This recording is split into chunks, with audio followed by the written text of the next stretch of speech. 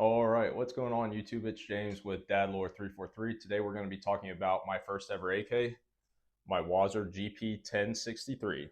Let's get into it. So first, the story of how I got this weapon was one of my buddies found it on Outdoor Trader. It was in Zenico furniture. It had this Texas Weapons Industries dogleg rail attached to it.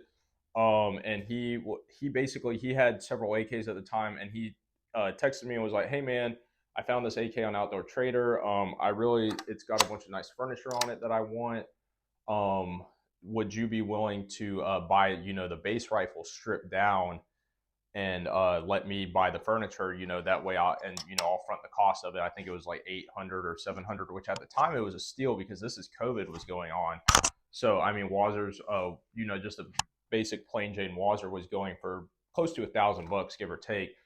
But so he asked me at the time. He was like, "Oh, would you be willing to basically, let me take the furniture off this thing, and I'll take or you'll take the base AK, and I will, I'll go pick it up for you, and I'll just meet you, whenever we had a chance to meet." I said, "Yeah, let's do it, man." So basically, he did it.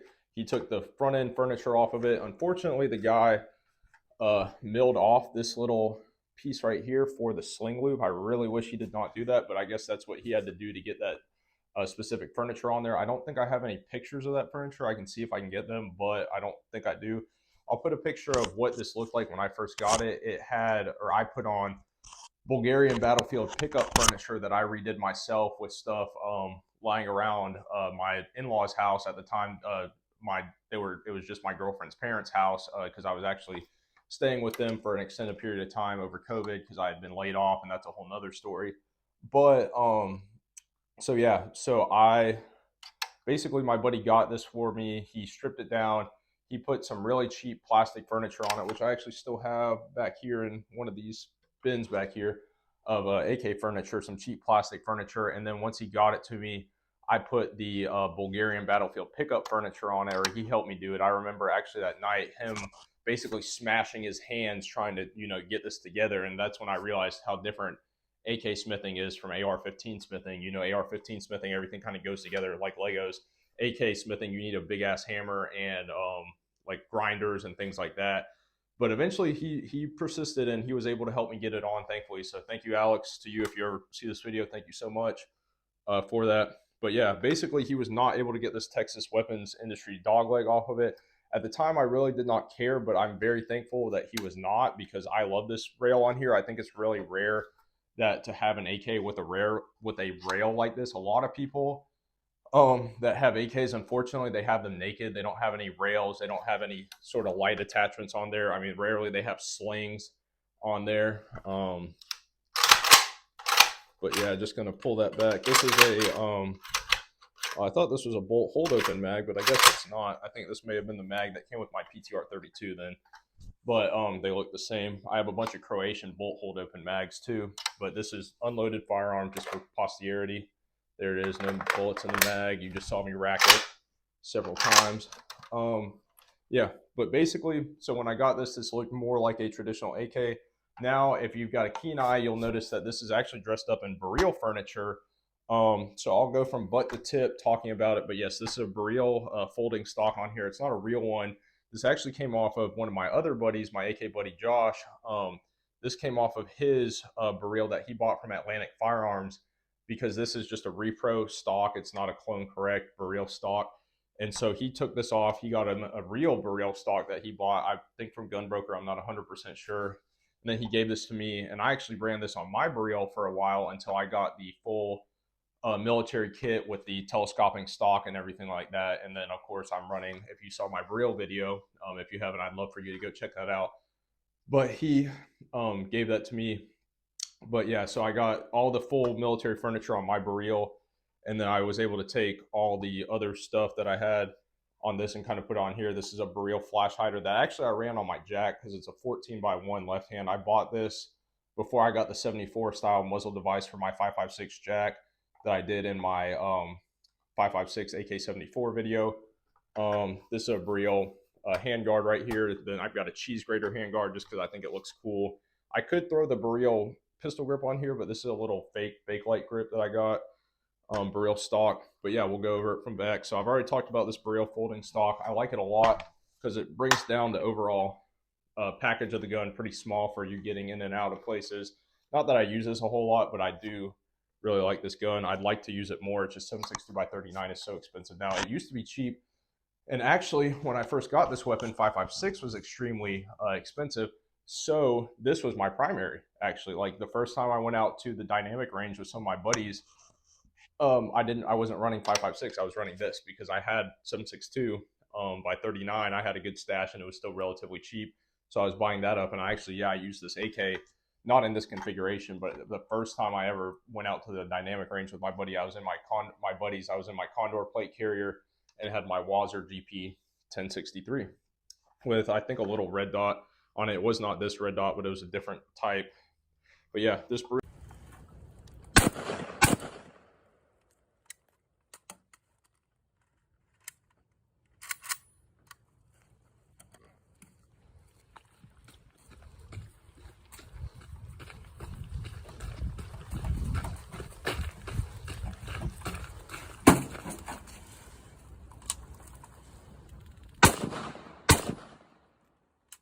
real stock is pretty cool. It folds up. It's relatively comfortable.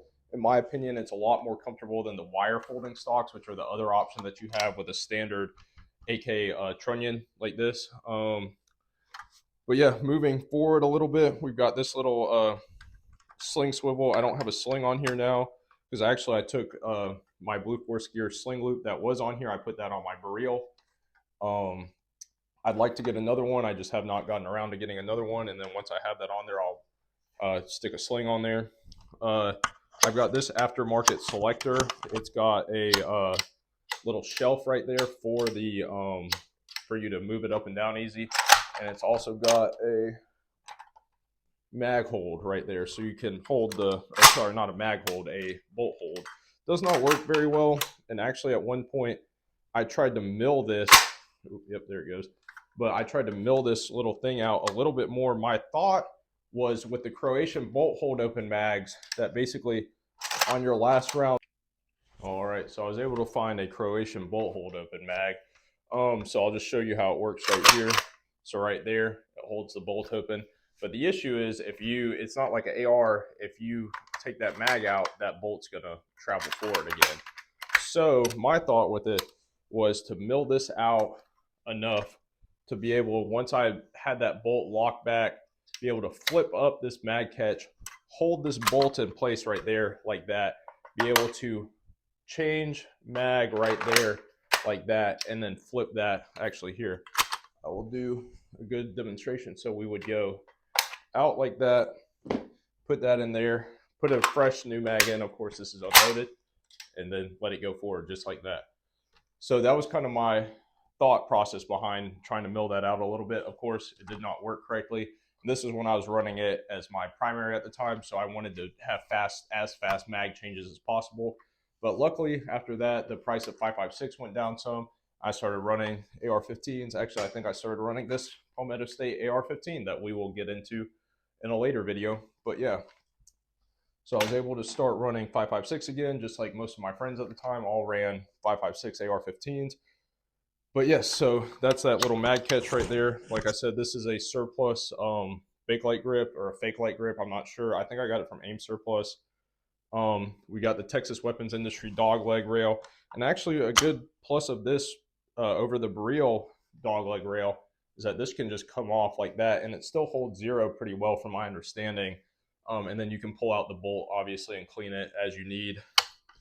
But yeah, I'm really thankful that my buddy did not mar this up and try to destroy this to get this dog leg rail off. I think he sold it to me for a little bit more than we had originally agreed on, but it's well worth it. I'm so glad that I have this rail. And then we got the primary arms, a little red dot on here. I think this was going for like $50 on sale one day, so I picked it up. It's a good little red dot. I don't use it a ton, but yeah. And then this actually has a discontinued Tapco trigger in there. So it feels really nice. It's a smooth little single stage Tapco trigger, much nicer than a standard AK trigger. Basically no slop, no uptake in it, which is nice. And then we've got a scope mount on this side. Not that we need it due to the fact that we have this Texas Weapons Industries dog leg. But if we didn't have this rail on here, then I would definitely get a scope mount, probably similar to the one that you've seen on my 5.56 jack. Going forward, or one thing also about this setup that I like is that if you aim a little bit heads up, it's actually kind of similar to the Baril. If you aim a little bit heads up, you can see the red dot. You go down, and actually there's technically no rear sight on here. Let me see if I can't get that lined up. But if you can see underneath the red dot, there's these two little posts right here, and you can kind of use these as a faux rear sight, and you're still able to, and I've made hits on steel, 25, 50 yards away. It's not the best, it's not the most accurate aiming solution, but in a pinch, if you have to shoot something real quick, if your red dot goes down for whatever reason, you can just dip down and use that. Use this as a fake rear sight and still use your front sight post there, and it works fine. Yeah, going forward, it says this trunnion was made in 1970, GP WASR 1063, cal 7.62 by 39 millimeter. Like I said, this is a Baril handguard that came on my Baril when I bought it. I'll see if I can post a picture of that above. Mine would be the one with the fixed stock. My buddy's is the one with the folding stock. It's not this folding stock, it's a different folding stock, the actual real Baril Polish military folding stock that he got off of, I think, Gunbroker. Cheese grater handguard, this thing heats up a lot, so don't grab it up here after you've been shooting a while. Most of the time you're going to have to do a grip kind of down here like that. And then we've got the CDM light clamp up here, and actually this thing is kind of married on here. We'll see if it ever comes loose, but I broke a little drill bit off in there by mistake, so unfortunately that's in there. I don't plan on this clamp coming out. I guess if I ever had to, I haven't really tried to get it out. It has not really been a huge deal to me. We'll see if it ever comes loose, then I'll work on getting it off, but at the moment it's not a huge deal. We got a little cheap Amazon flashlight on here that I just keep on there for funsies, for kicks and giggles pretty much. Actually, during Hurricane Helene, when we got hit pretty bad, I popped this little flashlight off of this weapon, and this little flashlight was like my go-to flashlight to be crawling around at my job to utilize to make sure that I could see things. So yeah, this flashlight did well. It's not sure as heck is no Surefire. I don't know, maybe 100 lumen, 200 lumen. It was cheap on Amazon. What can I say? And then we've got the Baril style flash hider on here. When I get my my Bulgarian AK-74 furniture back from my buddy, he's redoing it currently.